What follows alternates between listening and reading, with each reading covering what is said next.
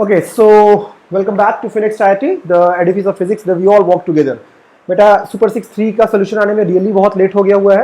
I am really sorry for that. थोड़ा सा तबीयत खराब हो गई थी बीच में और वैक्सीनेशन वगैरह का सीन था. बट अब सुपर 6 जो है थोड़ा सा फ्रीक्वेंट हो जाएगा और मे बी टॉपिक वाइज भी हो जाए. ठीक है, सो यही है. चलो फिर without wasting any time, enough talking, let's do. So देखो पहला क्वेश्चन क्या था सुपर 6 का.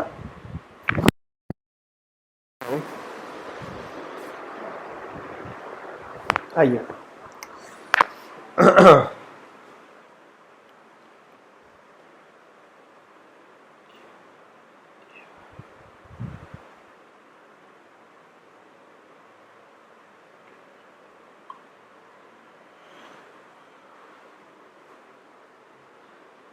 लिंक डिस्क्रिप्शन बॉक्स में क्वेश्चन का दिया हुआ है.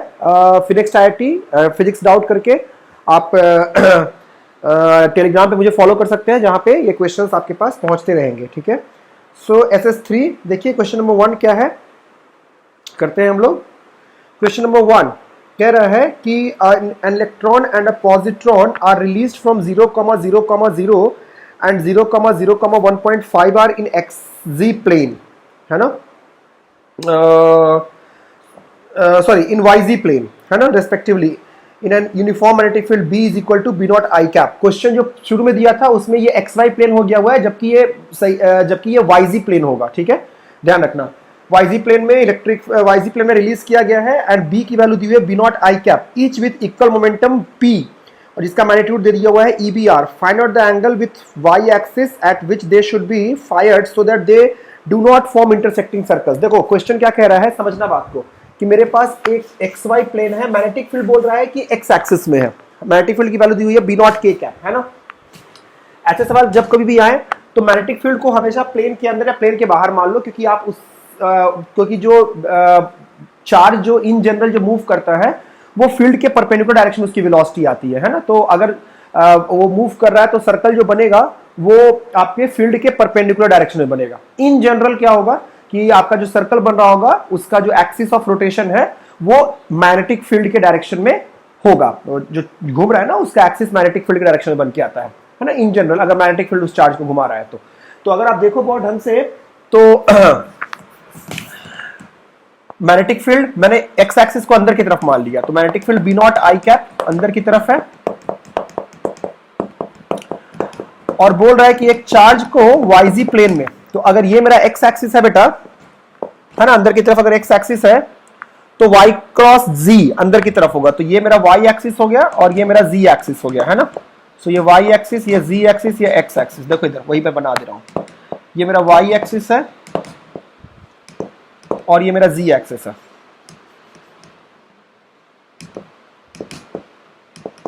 अब समझिएगा, अब बोल रहा है कि एक चार्ज पार्टिकल को, एक इलेक्ट्रॉन को और एक पॉजिट्रॉन को, दोनों को छोड़ा गया है और दोनों के छोड़ने के कोऑर्डिनेट्स दिए हुए हैं. इलेक्ट्रॉन को 0,0,0 से रिलीज किया गया और 0,0,1.5 आर,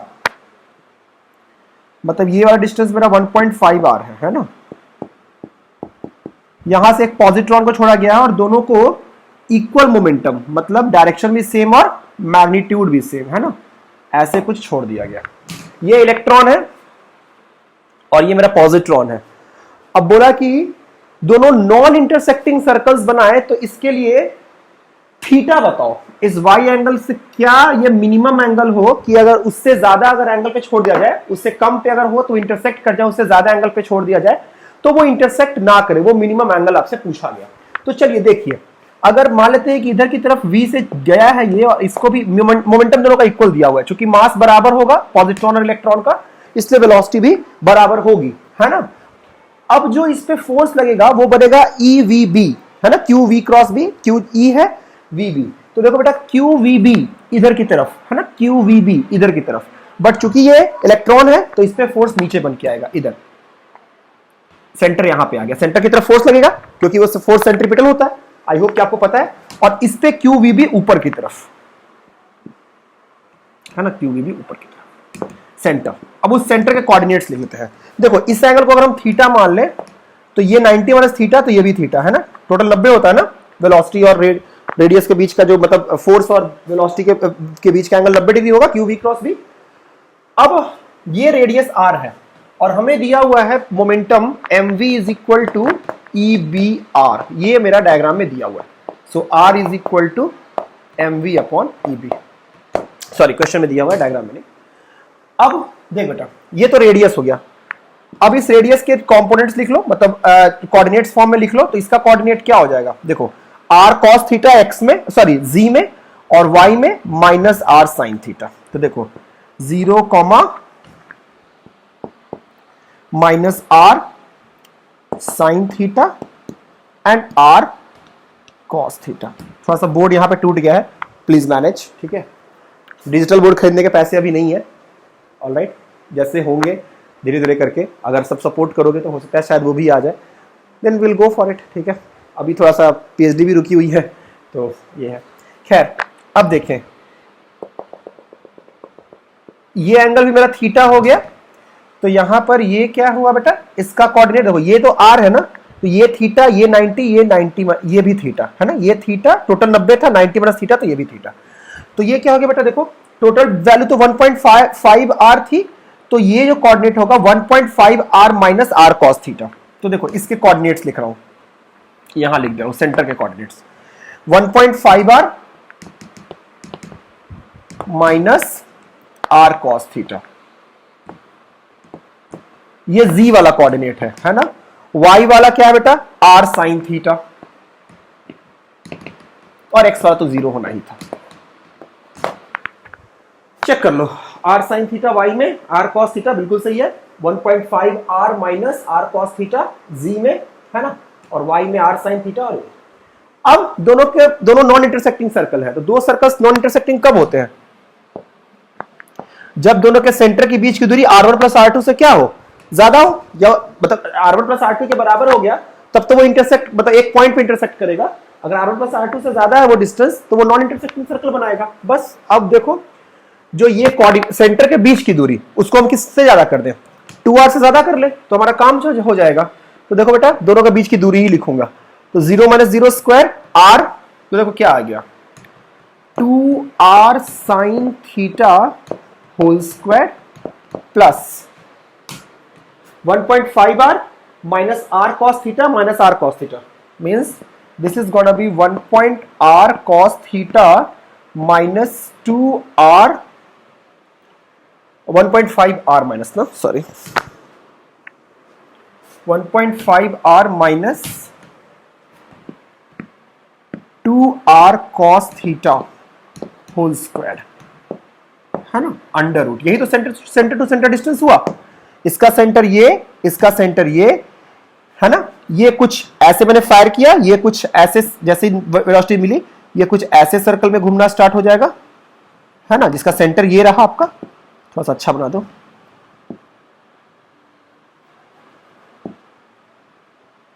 ये थीटा है, और ये आपका यहां सेंटर रहा, तो ये आपका कुछ तो ऐसे सर्कल में घूमना स्टार्ट हो जाएगा। ये पॉइंट्स इंटरसेक्ट नहीं कर रहे हैं आपके, ये डिस्टेंस हम लोग लिख रहे हैं। तो this distance, centre to centre distance should be greater than how much, r और r, 2r। ये कंडीशन हो गई, है ना। अब यहां से इसको सॉल्व कर लेते हैं। देखो क्या आएगा बेटा बनके, r तो मैं कहता हूं कॉमन लेके काट ही दो, है ना, हर तरफ से, तो ये सिर्फ 2 बच गया। और देखो यहां से आ गया 4 sin square theta plus 2.25 plus 4 cos square theta, 1.2 minus 6 cos theta should be greater then 4। ये हो गया। अब यहां से 4 sin square theta plus 4 cos square theta 1, तो ये सिर्फ 4 बचा, प्लस 2.25 ना, minus 6 cos theta is greater then 4, ये 4 से ये 4 कैंसल, सो 2.25 बेटा is greater then 6 cos theta. So now this immediately tells us that cos theta is less than 2.25 by 6। तो ये कितना हो जाएगा, 1.5 से कर लो तो 1.5 हो गया, और ये हो गया तुम्हारा 4, है ना। सो ये 15/40, तो ये 3/8।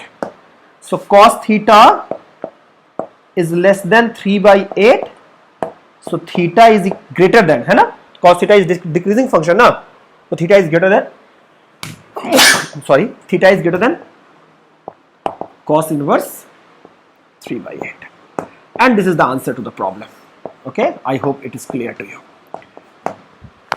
All right, so ये सवाल था, एग्जाम्पलर का क्वेश्चन था ये, ठीक है, एनसीईआरटी एग्जाम्पलर का, और I suppose this is a very good problem to solve.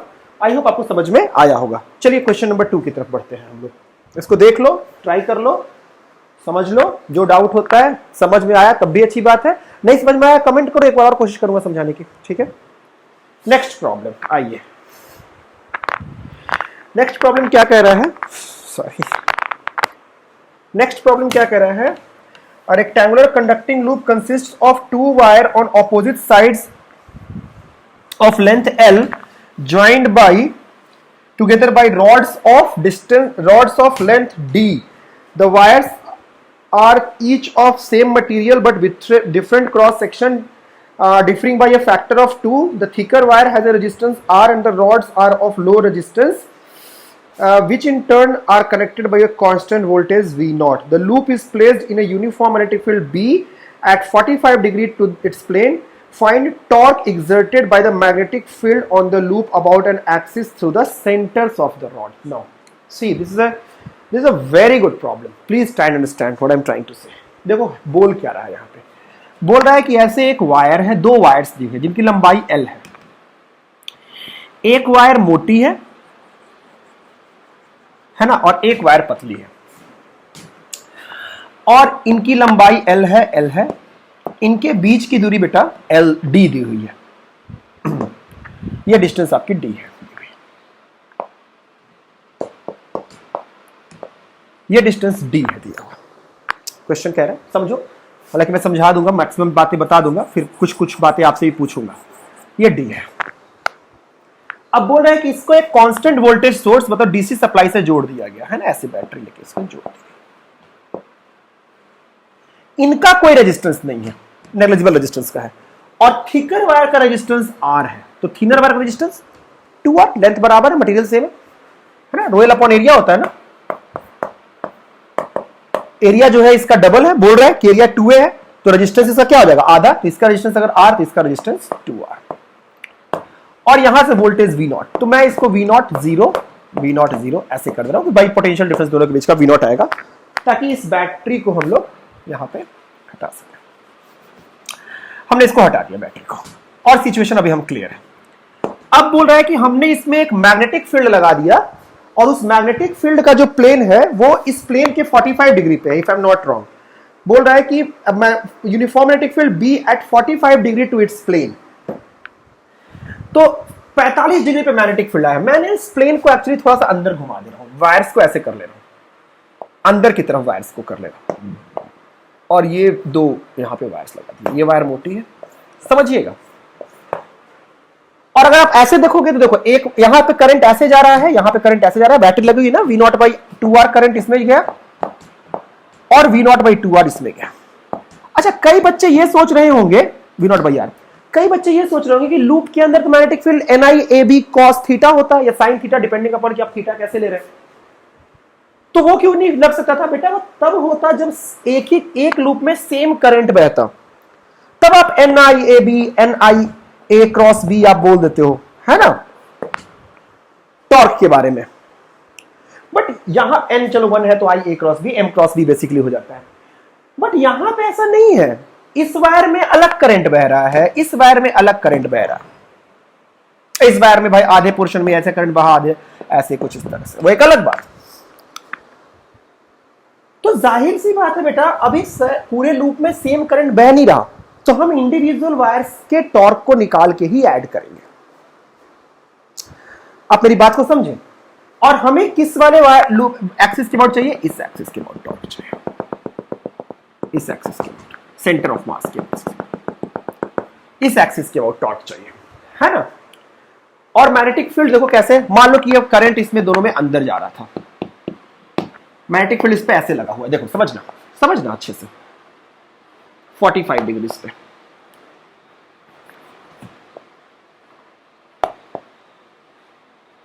है ना, कुछ इस तरह से मैग्नेटिक फील्ड लगी है इसमें।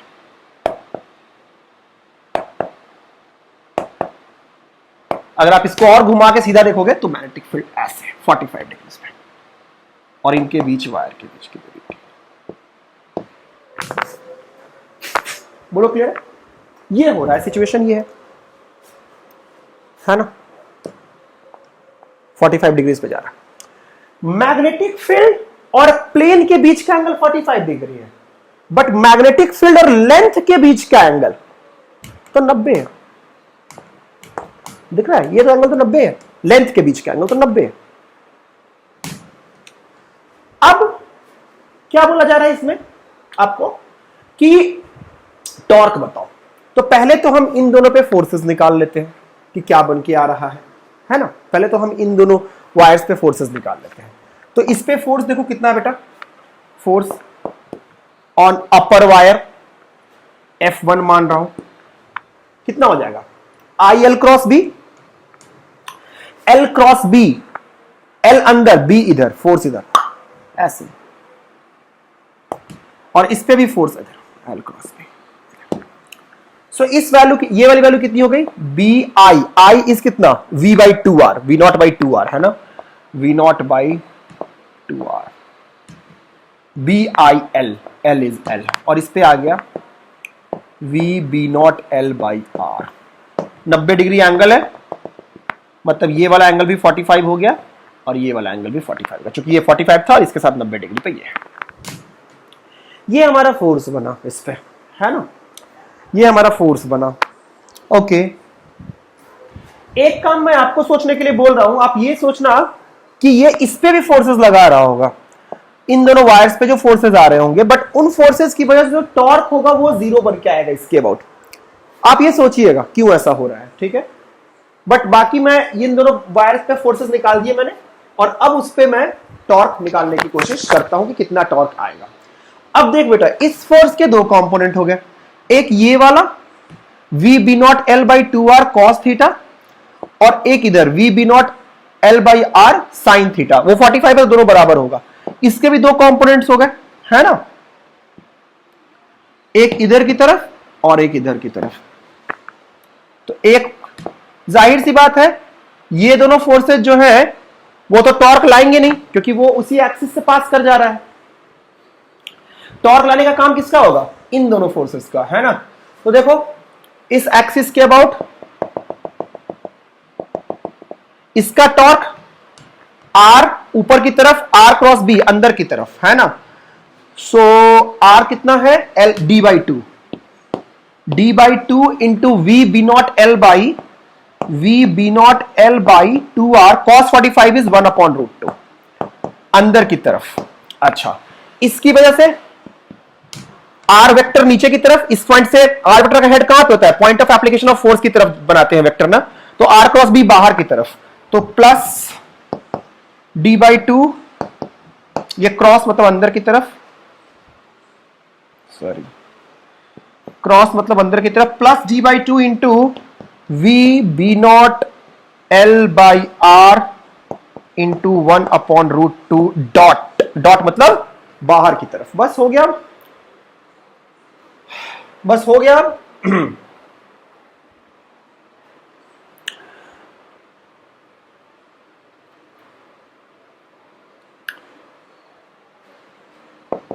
कितना बन के आया ये,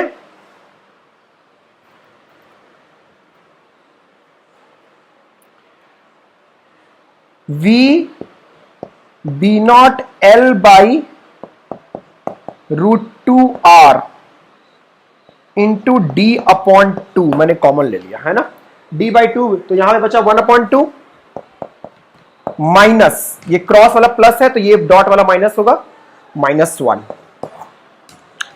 तो ये कितना आया बनके, माइनस, और ये डायरेक्शन मैंने क्रॉस वाला पॉजिटिव माना है ना, तो ये क्रॉस है, मतलब डायरेक्शन डॉट वाला होगा, वो एक अलग बात हो तो आप समझ सकते हो। वी बी नॉट मैग्नीट्यूड हमें निकालना है वैसे तो, V B not L D by D into 1 by 2, 2 to 4, 4 root 2 R, और ये मेरा आंसर है। बहुत ही बढ़िया सवाल, बहुत ही प्यारा सा सवाल था, जहां पे आपसे यह पूछा गया कि NIAB का कॉन्सेप्ट जो है वो सिर्फ उन लूप्स में वैलिड होता है, जो टॉर्क हम निकालते हैं वो सिर्फ उन लूप्स में वैलिड होता है जिन लूप्स में करंट सेम बहता है। यहां पे इस लूप में करंट अलग बह रहा था, तो हमने इसका इस वाले पे टॉर्क निकाला और इस वाले पे इंडिविजुअल टॉर्क निकाल के हमने ऐड किया, है ना। और इस वाले पे और इस वाले पे इस वाले पे इस वाले पे वैसे भी आप देख रहे हो कि फोर्सेस का डायरेक्शन ऑपोजिट है, कुछ तो हो रहा होगा कि टॉर्क्स जो है वो कैंसिल आउट हो रहे होंगे। आप देखिएगा करके, है ना, ये इस वाले एक्सिस के बाद जो है वो टॉर्क जो है वो 0 आएगा, आप करके देखिएगा, वो आपको दिख भी रहा होगा यहां से, बट खैर। सो ये है क्वेश्चन नंबर 2। आइए क्वेश्चन नंबर 3 करते हैं। क्वेश्चन नंबर 3 देखिए, ये एनसीईआरटी का सवाल है, जहां पे आपसे पूछा गया कि अ लाइन चार्ज लैम्डा पर unit length is lost uniformly onto the rim of a wheel of mass m and radius r. The wheel has non-conducting spokes and is free to rotate without friction about its axis. The uniform magnetic field extends over a circular region within the rim and it is given by B is equal to B naught K cap or 0. What is the angular velocity of the wheel after the field is suddenly switched off? देखो इधर, देखो इधर, आई hope आपको ये समझ में आ गया होगा।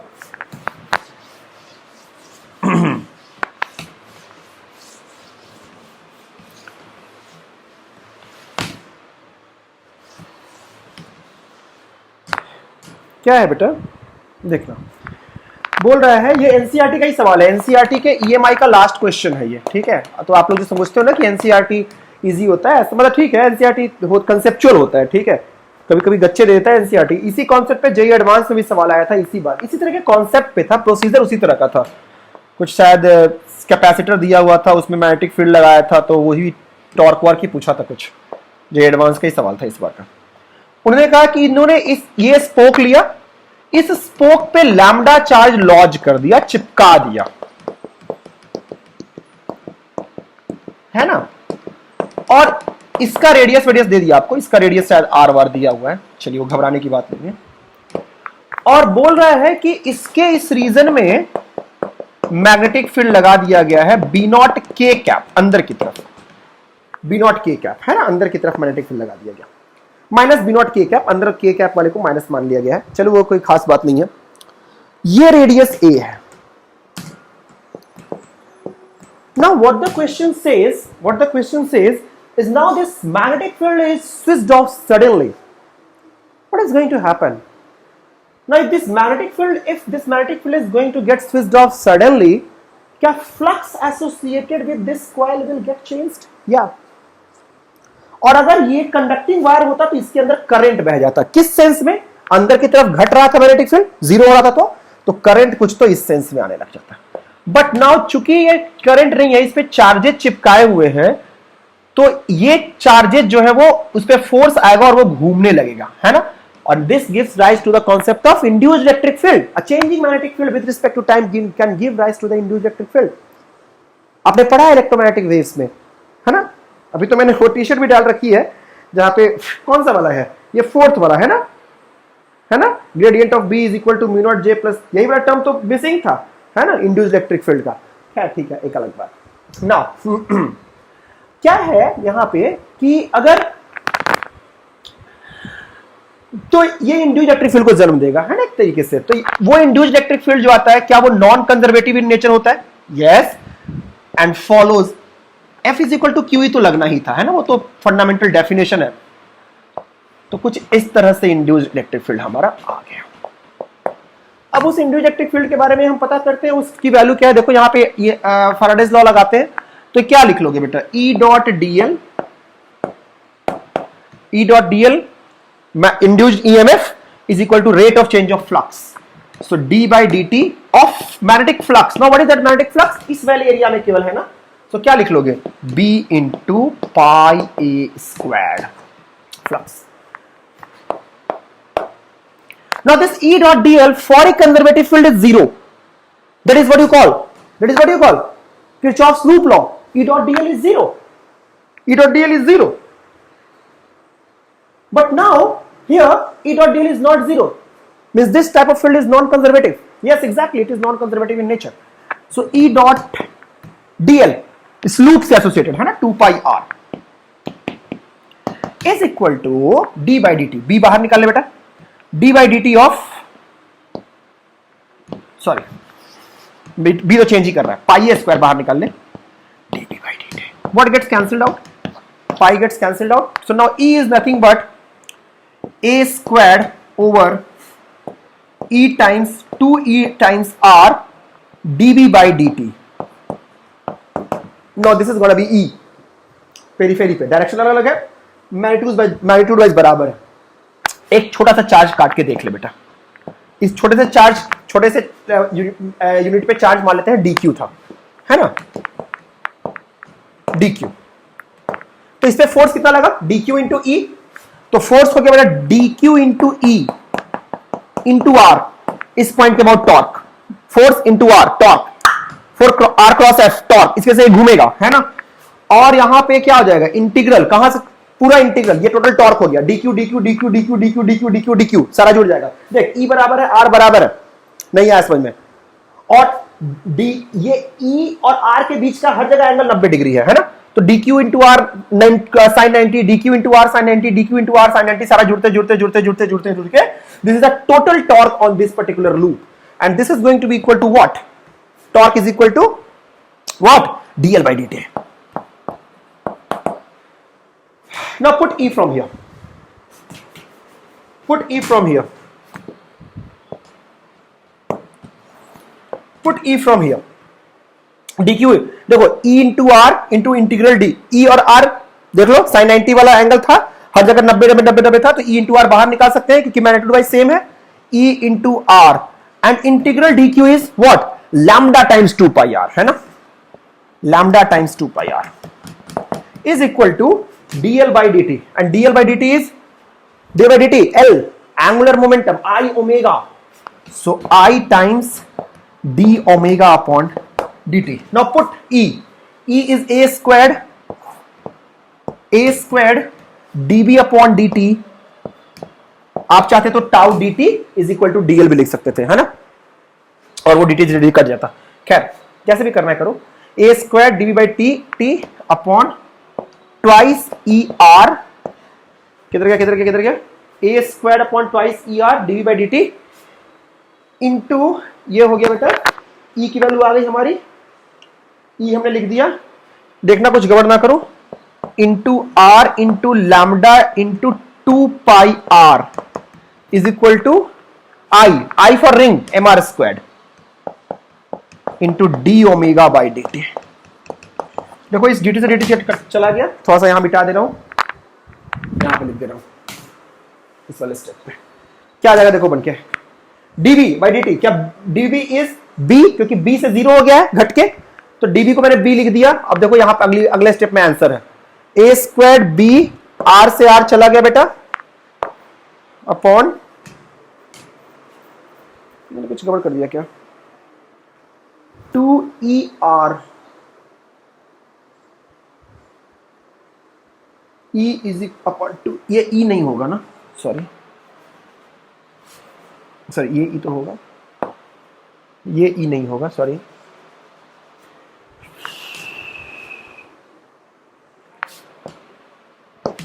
E यहां पे छूट गया, तो E इंटू 2 पाई आर ना, तो ये E नहीं होगा, a square DV by D T upon 2r, और E को उठा के रख दिया, a square 2r D by D T R R, सही है। देखो a square into B upon 2 into lambda into 2 pi are is equal to M R square into omega D omega, शुरू में ओमेगा 0 था, बाद में ओमेगा हो गया, है ना, ये इंपल्स मिला इसको। अब यही आपको ओमेगा निकालना था, एक आर से एक आर चला गया, ए लैम्डा 2 से 2 चला गया, पाई lambda a squared b over mr and this is my omega। पहले मैंने इंड्यूस्ड इलेक्ट्रिक फील्ड लिखा, वहां से QE किया और उस QE को से टॉर्क निकाला, टॉर्क को dl by dt के बराबर किया, which was able to give me the answer। okay, now let's move on to question number 4। Question number 4 HC Verma का क्वेश्चन है, देखिए वेव ऑप्टिक्स, आई होप आपको समझ में आ गया है, ये मिटा दे रहा हूं। क्वेश्चन नंबर 4 में कह रहा है, देखो बेटा कि figure shows 3 equidistant slits being illuminated by a monochromatic parallel beam of light. Let BP naught is equal to AP naught, that is equal to lambda by 3. D is greater than X. Show that in this case D is equal to 2 lambda D by 3. Show that the intensity at P is 3 times the intensity due to any of the 3 slits individually. It's a good problem and I will tell you something by the means of this problem only.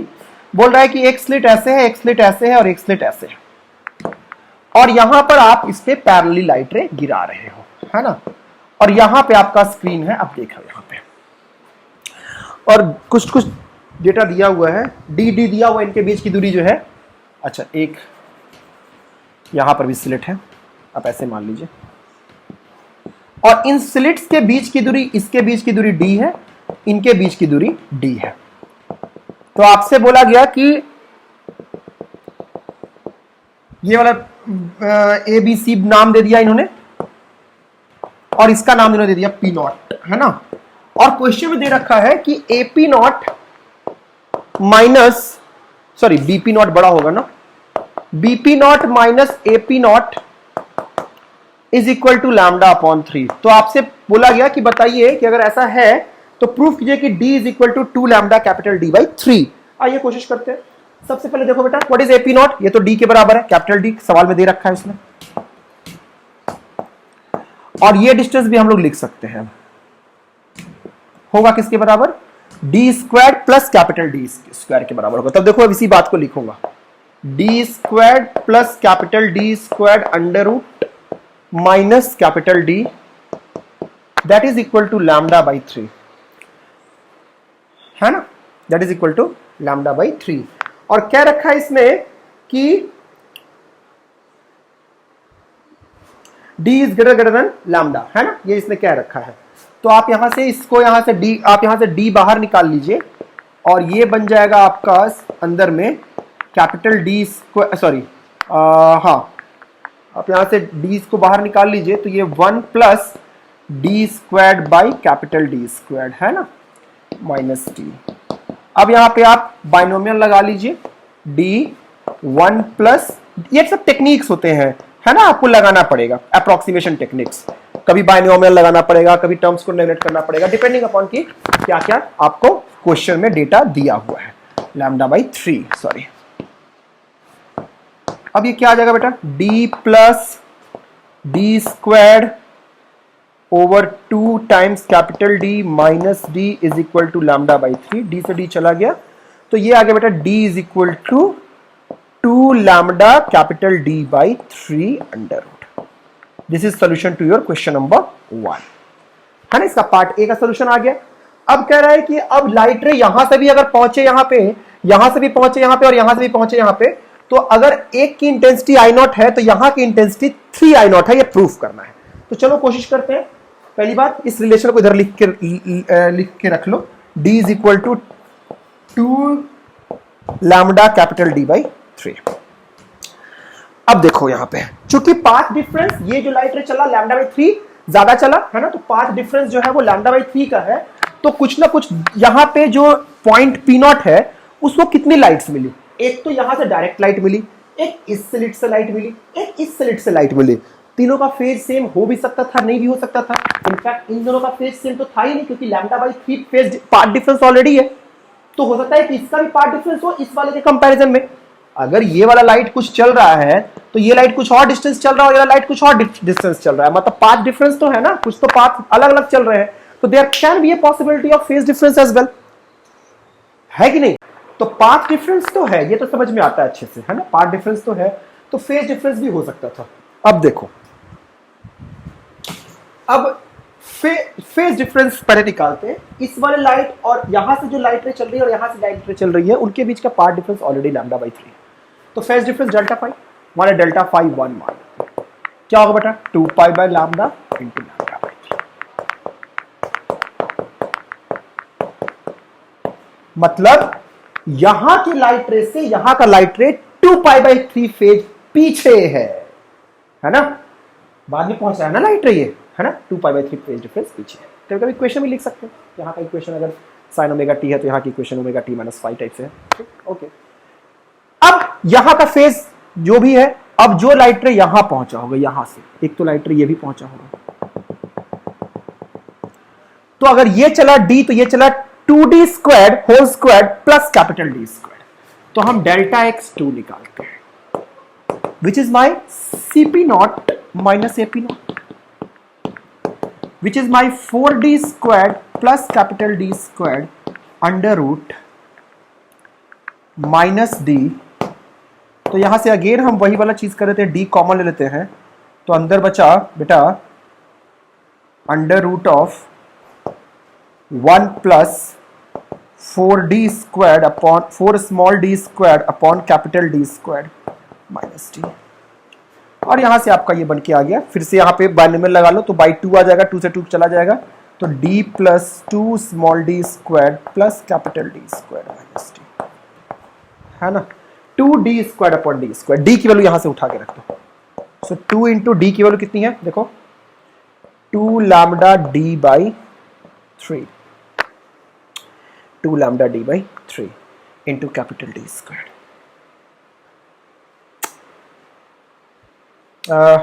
नहीं एक D ना, क्योंकि यहां से D से multiply हो, एक इससे भी, तो एक डी बचेगा, तो ये आ गया 4 लैम्डा बाई 3 पार्ट डिफरेंस, है ना।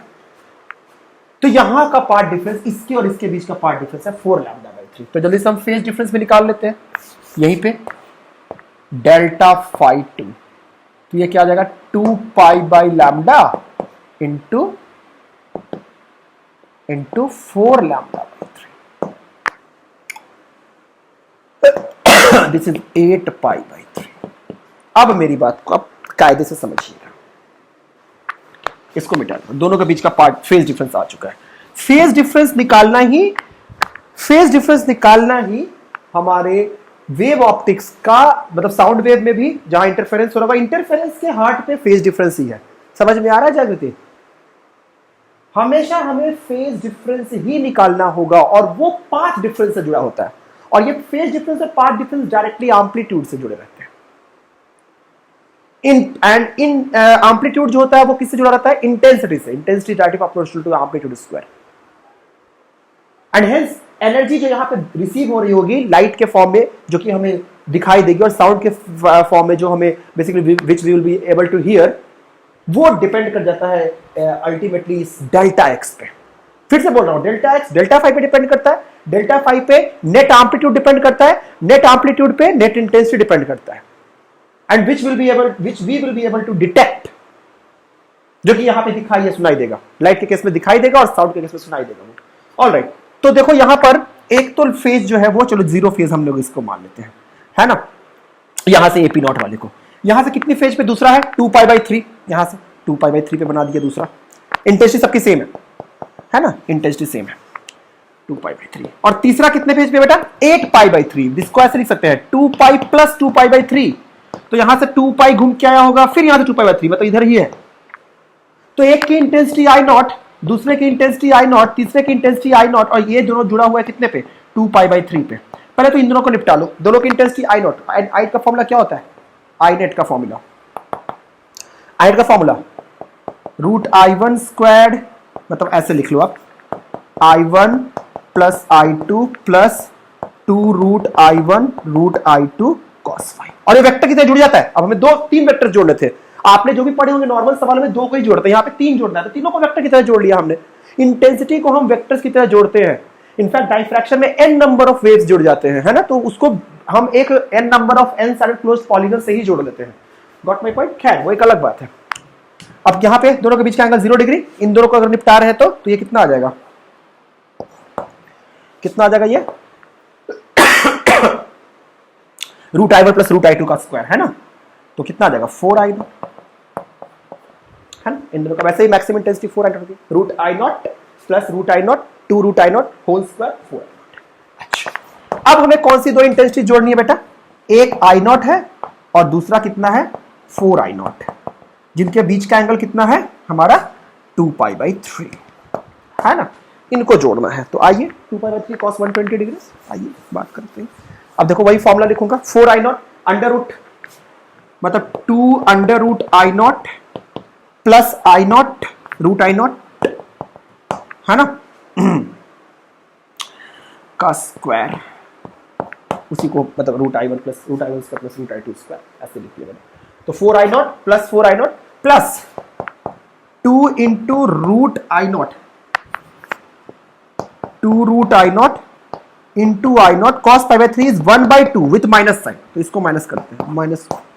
तो देखो ये कितना आया बनके 5i0 माइनस 2i0 3i0। यही तो प्रूफ करना था कि यहाँ की जो इंटेंसिटी है वो इंडिविजुअल इंटेंसिटी का 3 टाइम्स है। आई होप आपको समझ में आया होगा। इन जनरल ये HCV का सवाल है, स्टैंडर्ड ही है, करा देते हैं, बट ठीक है मुझे अच्छा लगा रिवीजन के पर्पज से। तो आपको बिल्कुल ये सिखाना था, देखो कि इंटेंसिटीज या एम्पलीट्यूड जो होते हैं they can be added vectorially, है ना, in order to circumvent the problem. Alright, next question देखिए, क्वेश्चन नंबर 5।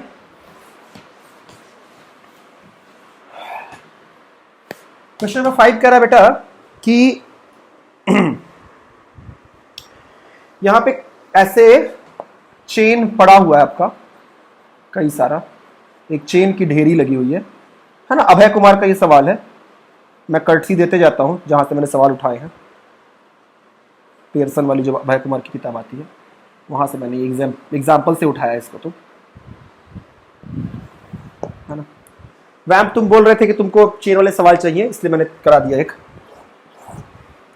अब देखिए यहां पे क्या है, बोल रहा है यहां पे फोर्स लग रहा है F और इसका मास पर यूनिट लेंथ लैम्डा दिया हुआ है, इसको खींच रहे हैं, है ना। और यहां पे बोल रहा है कि इनके बीच का फ्रिक्शन कोएफिशिएंट जो है वो है म्यू के, है ना, यही बोल रहा है। अब pile of loose link chain mass पर unit length lambda lies on a rough surface with coefficient of kinetic friction mu k. One end of the chain one of the chain is being pulled horizontally along the surface by constant force dp.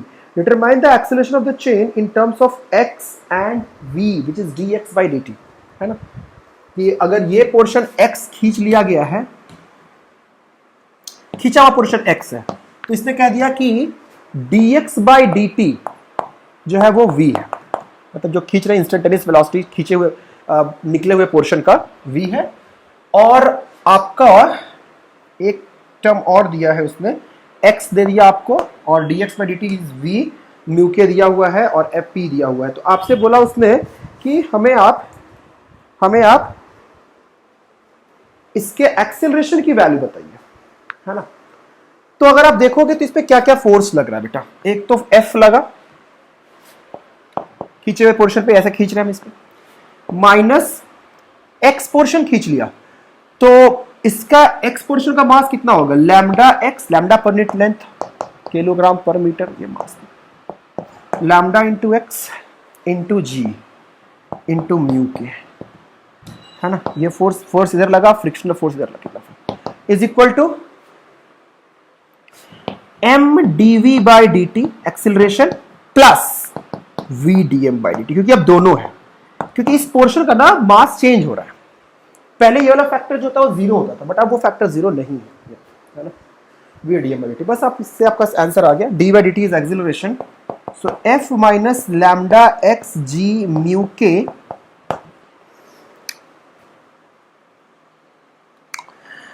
Plus minus v dm by dt is equal to m dv by dt। m जिस portion को खींच रहे हैं उसका instantaneous mass क्या है, lambda x into d by D t is a. अब बस देखो dm by dt, rate of change of mass, तो इसका मास कितना है, m इज इक्वल टू क्या लिखोगे, instantaneous mass lambda into x, तो dm बाई dt को क्या लिख लोगे बेटा, lambda into dx by dt, so dx by dt is v, तो लैम्डा v आ गया लो। So f minus lambda x g mu के minus v into dm by dt is lambda v square over lambda x, this is my acceleration. I hope आपको समझ में आया होगा, है ना। नहीं समझ में आया कमेंट करो, फिर से समझा दूंगा। सो ये वेरिएबल मास वाले सवालों को ऐसे करते हैं, यहाँ पे एक variable mass, variable dm by dt भी आ चुका है।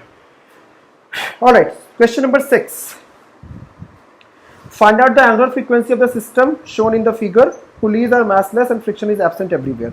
देखो बेसिकली इसमें एक्सेलरेट कर रहा है और उसका आपको क्या पूछा है, एंगुलर एक्सेलरेशन पूछा है ना। सब अच्छे अच्छे सवाल मैंने दिए हैं, ये मैंने डीसी पांडे से उठाया है। तो वेरियस वेराइटी ऑफ बुक्स से मैंने सवाल उठाए हैं, थोड़ा सा सपोर्ट करो। मैं हर बुक से उठाऊंगा, 200 पजलिंग प्रॉब्लम से भी उठाऊंगा, कभी शशि भूषण तिवारी से उठा लूंगा, कभी जेई एडवांस के उठा लूंगा, कभी जे एरोडोफ से उठा लूंगा, क्रोटो वगैरह से भी। तो जो मुझे अच्छे लगेंगे कि ये हो सकती है तैयारी, एडवांस के टाइम पे तो और फ्रीक्वेंट हो जाएगा, अभी और रिग्रेस हो जाएगा ये, है ना। So we will first learn the few concepts and then we will apply them rigorously. Please support. यहां पे एक स्प्रिंग है दिया हुआ और यहां पे एक मास है और यहां पर एक दो पुलिस दी हुई है ना, दो पुलिस दी हुई है और ये पुली को यहां से बांध दिया गया ऐसे इस तरीके से और यहां से एक मास को लटका दिया, है ना। बोल रहा है ये मास जो है वो खींचने पे, ये मास जो है आपका m है और ये वाला मास भी आपका m है ना। बोल रहा है कि मास को खींचने पे SHM करता है, तो बताओ उस SHM का टाइम पीरियड क्या है ना, annual frequency of the system shown. तो उसका टाइम पीरियड आपसे पूछा गया। चलिए देखिए, आइए करते हैं, बहुत डिफिकल्ट नहीं है। चलो पहले मैं नॉर्मल से सिखा देता हूँ। ऐसे आप ऐसे सवालों को अगर आप चाहो ना तो आप इसको ग्रेविटी फ्री स्पेस में मान के भी कर सकते हो, क्योंकि कांस्टेंट फोर्स का एसएचएम के टाइम पीरियड पे कोई फर्क नहीं पड़ता। तो जहां जहां टाइम पीरियड या एंगुलर फ्रीक्वेंसी पूछे तो वहां पे आप इसको मान लो कि ये ग्रेविटी फ्री स्पेस था और उसके बाद आप उसके फोर्सेस के रिलेशन लिख दो। मैं यहाँ पे सारा ही लिख देता हूँ। देखो यहाँ पे इस वाले फोर्स पे क्या लिखोगे, mg is equal to kx, है ना। ये सॉरी mt, मान लो ये अभी मीन पोजीशन पे था, तो मीन पोजीशन पे देख रहे थे कि स्प्रिंग कितना वो है, खुला हुआ है। ये टेंशन ट्वाइस टी, है ना। तो mg is equal to T, T 2t। तो यहां पे क्या क्या फोर्स लगा देखो बेटा, ये थीटा है ना, twice of T plus mg sine theta is equal to kx, x mean मान लो, है ना, मीन पोजीशन पे कितना है। यहां से x मीन की वैल्यू आ गई आपके। अब 2t उठा के यहां पे रख दीजिए, है ना। आप जैसे करना कीजिए, यहां पे कोई दिक्कत नहीं है। 2t को टू को रख दिया 2mg plus mg sine theta is equal to kx mean. So x mean will be equal to 2mg plus mg sine theta over k। अब यहां से देखो, अब यहां से फर्दर इसको x और हिलाओ, स्प्रिंग को x और हिलाया, यहां से ब्लॉक को x और हिलाया, स्प्रिंग भी x और टाइट ढीली हुई, मतलब एलोंगेट हुई। ये वाला पुली भी x नीचे आया होगा, ये रस्सी इधर से x ढीली होगी, x ढीली होगी, तो ये वाला ब्लॉक जो है वो 2x नीचे आया होगा, है ना, 2x नीचे आया होगा। अभी अपने मीन पोजीशन से जो भी था ये x नीचे था, जैसा भी है, और ये यहां से 2x नीचे आया। अगर ये चला x तो ये चला नीचे 2x। देखते हैं क्या क्या हो रहा है इसमें। इस पर्टिकुलर पॉइंट पे अगर देखा जाए तो आप क्या लिखेंगे इक्वेशन, इस जगह पर हमने ब्लॉक को x नीचे किया है, टेंशन इस पे t ऊपर की तरफ लगा है, जिस डायरेक्शन में ब्लॉक डिस्प्लेस हो रहा है उसको हम पॉजिटिव मान रहे हैं और इसका एक्सेलरेशन मान लेते हैं। इस ब्लॉक का एक्सेलरेशन आप a मानो और इसका एक्सेलरेशन ऑलरेडी 2a हो जाएगा। तो देखो इस ब्लॉक पे क्या लिखोगे, पहले इस ब्लॉक पे लिखते हैं क्या क्या फोर्स लगा बेटा। देखो 2t, अब वो मीन पोजीशन का टेंशन नहीं है, कोई टेंशन 2t मान लिया, है ना। ये मीन पोजीशन का टेंशन था शुरू में, है ना, शुरू में मीन पोजीशन टेंशन था। अब बाद में देखो ये 2t लगा, 2t जनरल t, जब हमने इसको x डिस्प्लेस कर दिया तो 2t minus mg sine theta minus k, पहले ऑलरेडी x मीन चल रहा था, अब हमने इसको x और हिला दिया, इज इक्वल टू m। और इस पे क्या लिख लेंगे, ये इसका एक्सेलरेशन a है तो इसका एक्सेलरेशन कितना होगा 2a, तो mg minus t is equal to 2m है। अब बस हमें सॉल्व करना है। देखो x मीन को यहां पे रख दो उठा के, क्या बन के आएगा देखो। यहां से पहले तो मैं कहता हूं इन दोनों को जोड़ दो, है ना। देखो अब सॉल्व करते हैं यहाँ से। पहले तो मैं कहता हूँ इन दोनों को जोड़ लो 2 मल्टीप्लाई करके, तो टेंशन का काम ही खत्म हो जाएगा। 2 मल्टीप्लाई करके जोड़ दिया इसको, तो टेंशन खत्म हो गया। तो क्या आया बेटा बन के minus M G sine theta minus k, अच्छा सॉरी एक्स मीन की वैल्यू सॉरी यहाँ लिख लो, एक्स मीन की वैल्यू क्या थी, two T minus M G sine theta is minus 2t minus M G sine theta is equal to के x mean. So x mean is equal to x और 2t T m g is equal to T था, है ना। तो 2mg T की जगह पे mg रख दिया, minus M G sine theta is equal to के x mean. So x mean की वैल्यू जो है वो है हमारे पास 2mg minus M G sine theta by K, क्योंकि इसको यूज करेंगे। अब यहाँ पे minus M G sine theta minus के एक्स मीन, एक्स मीन की जगह पे वो रख दो उठा के, 2mg minus M G sine theta over K plus x, है ना, that is equal to M है। पहली इक्वेशन ये हो गई। और दूसरी नहीं एक सेकेंड, एम जी sine minus M G sine theta minus इतना टी से टी कट गया है, 2t से 2t प्लस 2mg ना, सॉरी एक सेकेंड रुक जाओ, थोड़ा एक बार में ही लिख दिया, 2 मिनट, पहले एक सेकेंड अच्छे से लिख लेते हैं। Minus M G sine theta minus k times x mean plus x, 2t 2 से मल्टीप्लाई किया plus 2mg is equal to m a plus 2 plus 4m 5m। अब देखो क्या हो जाएगा, क्या हो जाएगा, देखो यहां से minus M G sine theta, अब यहां पे जादू होगा, देखो माइनस के एक्स मीन की value 2mg minus M G sine theta by K, तो के से के चला गया, तो बचा क्या, minus 2mg minus minus plus M जी साइन थीटा प्लस एम जी साइन थीटा, ठीक है, प्लस एक्स, ये आ गया, कैसे कैसे कट गया, माइनस के X plus 2mg is equal to 5ma, खत्म। दो 2mg से 2mg चला गया, वो तो कटना ही था, मीन पोजिशन रिलेशन। तो क्या आ गया, माइनस के x is equal to 5ma, a is equal to minus के x upon 5m, sorry under root k by 5m is the angular frequency. Got my point? Under root k by 5 is the angular frequency, ये तो निकालना था। तो ऐसे कर देते हैं सवालों को, थोड़ा डिफिकल्ट लगा होगा आपको, बट ऐसे सवालों में आप ऐसे कर लीजिए, या फिर आपको एक चीज पता है कि कांस्टेंट फोर्स का टाइम पीरियड पे कोई फर्क नहीं पड़ता है, तो मैं जी को मानूंगा ही नहीं कि जी था ही नहीं। इसको समझो कैसे कि हॉरिजॉन्टल प्लेन में रखा हुआ था ये, ठीक है, जी मानूंगा ही नहीं मैं, क्योंकि जी तो ऐसे भी टाइम पीरियड में आया नहीं, तो जी को मानो ही मत, जी को 0 मान लो। अब यहां से इसको x डिस्प्लेस करो, जब तू जैसे ही इसको x डिस्प्लेस करेगा स्प्रिंग x खींचेगी, है ना, इस पे फोर्स कितना लगेगा t, देखो, और ये भी नीचे आएगा, 2x नीचे आएगा, ये तो मैं पहले समझा चुका हूं। तो देखो क्या लिखोगे यहां पे, x मैंने खींचा 2t माइनस के एक्स, 2t प्लस माइनस, क्योंकि mg साइन था ही नहीं, 2t इधर kx इधर, 2t माइनस के x is equal to ma, पहली इक्वेशन, और इस पे लिखो, देखो t t t t t t t, तो यहां पे आ गया t is equal to ma, इसका एक्सेलरेशन नीचे है, तो t is equal to minus ma। नहीं समझ पाए मेरी बात को आप, ये इसका एक्सेलरेशन नीचे की तरफ जा रहा है ना, सॉरी आप ऐसे मान लीजिए, मैंने इसको यहां से इधर की तरफ खींचा, तो इसका एक्सेलरेशन आप इधर ही मान लीजिए, ठीक है, मतलब वो माइनस साइन आ जाएगा, एक अलग बात है। तो चलो ठीक है, ऐसा करते हैं, इसका एक्सेलरेशन हमने इधर की तरफ माना है, तो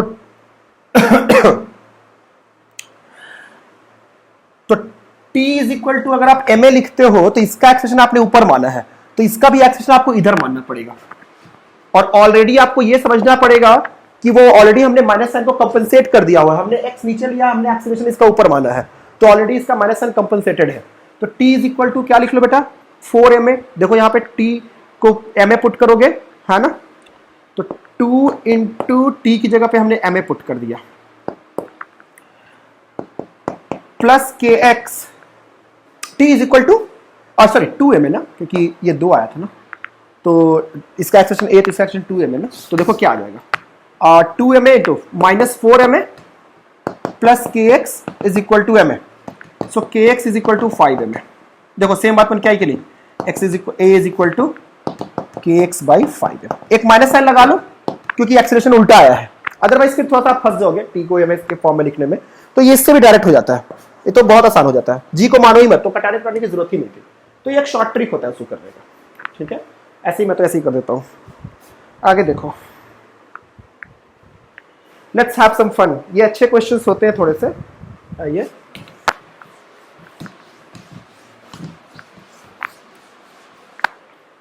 क्या इसमें spherical capacitor has 2 cavities, the total charge on the conductor itself is 0। देखो कह रहा है कि ऐसे एक स्फेरिकल कंडक्टर है और इसमें 2 कैविटीज काट दी गई है ना, एक यहां पे और एक यहां पे, ये कैविटी काटी गई है, और यहां पे बेटा एक बहुत ही ज्यादा डिस्टेंस पे, इधर ही मान ले रहा हूं कोई फर्क नहीं पड़ता, बहुत ही ज्यादा डिस्टेंस पे एक चार्ज रखा है, there is a point charge QB at the centre of one cavity और QB QC, यहां पे चार्ज बेटा QC रखा है, यहां पे चार्ज QB रखा है, और इसको चार्ज दिया है QA ना, I suppose total charge on the capacity conductor it 0, इस पे चार्ज 0 है ना। However there is one cavity and QC at the centre and QD उसके सेंटर पे, what considerable distance are at considerable distance are the highly at a very high distance are away is another charge QD, है ना, बहुत दूर पे एक charge QD रखा हुआ है। what force acts on each of the 4 charges, object A, इस पे क्या, ये A है, अब बोल रहा है इस पे कितना फोर्स लगेगा, इन दोनों चार्जेस पे क्या फोर्स लगेगा और इस पे क्या फोर्स लगेगा, सोचते हैं। आई यहां पे चार्ज QD रखा हुआ था, यहां पे चार्ज QD रखा हुआ था, देखो समझना इसके सेंटर पे चार्ज रखा है, मतलब यहां से इलेक्ट्रिक फील्ड निकल के इस पे टर्मिनेट हो रहा होगा सारा, यहां से इलेक्ट्रिक फील्ड निकल के इस पे टर्मिनेट हो रहा होगा सारा, क्योंकि इलेक्ट्रिक फील्ड कंडक्टर्स को तो पेनिट्रेट नहीं कर सकता, इस पे इंड्यूस्ड चार्ज आएगा और एग्जैक्टली QB के बराबर आएगा, इस पे इंड्यूस्ड चार्ज आएगा इस सरफेस पे और एग्जैक्टली QC के बराबर आएगा। बट चूंकि ये सारे के सारे सिमेट्रिकली बाहर जा रहे थे, सिमेट्रिकली बाहर जा रहे थे, सेंटर पे रखा हुआ था चार्ज, इसलिए तो यहां पे जो चार्ज आया होगा वो सिमेट्रिकली आया होगा, बिल्कुल यूनिफॉर्मली डिस्ट्रीब्यूट रहा होगा, टेढ़ रहा होगा, और यहां पे भी यूनिफॉर्मली डिस्ट्रीब्यूटेड रहा होगा चार्ज। अगर सेंटर पे नहीं होता तो ये इंड्यूस्ड चार्जेस सिमेट्रिकली डिस्ट्रीब्यूटेड नहीं होते, और अगर सिमेट्रिकली डिस्ट्रीब्यूटेड नहीं होते तो सेंटर पे इलेक्ट्रिक फील्ड 0 नहीं भी हो सकता था। बट चूंकि ये सिमेट्रिकली डिस्ट्रीब्यूटेड है, यहां पे इन चार्जेस की वजह से बोल रहा हूं बेटा, क्योंकि इस चार्ज पे अपना इलेक्ट्रिक फील्ड इसकी वजह से तो कोई फोर्स नहीं लगाएगा, तो इस पे जो फोर्स आएगा वो तो इन इंड्यूस्ड चार्जेस की वजह से ही आएगा, बट चूंकि वो सेंटर पे 0 इलेक्ट्रिक फील्ड था उनकी वजह से, इसलिए इस पे फोर्स 0, और सेम रीजन से इस पे भी फोर्स 0 है ना। अब क्या हुआ, अब देखो क्या हुआ समझिएगा बात को, बहुत दूरी पे QD, यहां पे तो डिस्टेंस QD, अब यहां पे चार्ज है QC, यहां पे चार्ज है QD, यहां टर्मिनेट हो गया, तो यहां इस वाले सरफेस पे चार्ज आ गया QC, इस वाले चार्ज पे सरफेस पे चार्ज आ गया QB, टोटल चार्ज तो 0 ही था ना, तो इस बाकी जो चार्ज जो इस पे नेट चार्ज आ गया, इस पे नेट चार्ज आ गया, तो उसको कंपनसेट करने के लिए, 0 को कंपनसेट करने के लिए कहीं तो चार्ज आना चाहिए था, और कंडक्टर की प्रॉपर्टी है कि सारा उसके सरफेस पे ही चार्ज आ सकता था, तो इस पे चार्ज आ गया।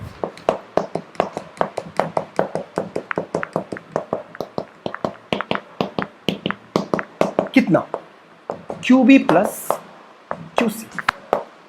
क्या वो चार्जेस, अगर इसकी दूरी बहुत ज्यादा है तो ये चार्ज अगर इंड्यूस नहीं करेगा इस पे, इंडक्शन को अगर हम इसकी वजह से इंडक्शन को अगर नेग्लेक्ट कर दे, तो क्या इस पे सरफेस चार्ज डेंसिटी जो होगी वो यूनिफॉर्मली डिस्ट्रीब्यूटेड होगी, बिल्कुल। कैविटीज अगर हम डालते हैं तो उसकी वजह से जो बाहर वाले सरफेस पे जो सरफेस चार्ज डेंसिटी आती है वो यूनिफॉर्म आती है, और यूनिफॉर्म सरफेस चार्ज डेंसिटी आ गई इसके ऊपर, है ना। Charges will be distributed uniformly. तो अगर चार्जेस जो है वो यूनिफॉर्मली डिस्ट्रीब्यूटेड है तो, और ये डिस्टेंस अगर हमारा r है, तो इस पे जो फोर्स आएगा अब ये देखो, अब तो ये एक सिमेट्रिक चार्ज डिस्ट्रीब्यूशन है, और जिसकी वजह से यहां पे इलेक्ट्रिक फील्ड कितना होगा, k q b plus q c over r square, ये इलेक्ट्रिक फील्ड हो गया, मल्टीप्लाइड बाय दिस चार्ज। इस पे फोर्स हुआ इधर की तरफ, और चूंकि एक्शन रिएक्शन पेयर होता है तो इस पे फोर्स किधर की तरफ आएगा, बेसिकली यही वाला फोर्स इस वाले पे भी लगेगा, इक्वल ऑपोजिट नेचर का फोर्स होगा ना इस कारण से। तो इस पे फोर्स यही मैग्नीट्यूड वाइज यही वाला फोर्स इस वाले ए पे भी लगेगा, इस स्फीयर पे भी लगेगा, इन दोनों पे जीरो, और इन इस पे और स्फीयर पे चार्ज होगा वो सेम। तो यहाँ आपके सारे क्वेश्चंस खत्म हो जाते हैं। आई सपोज आपको समझ में आया होगा, समझ आएगा, लाइक शेयर कर देना। Wait for SS4 to come.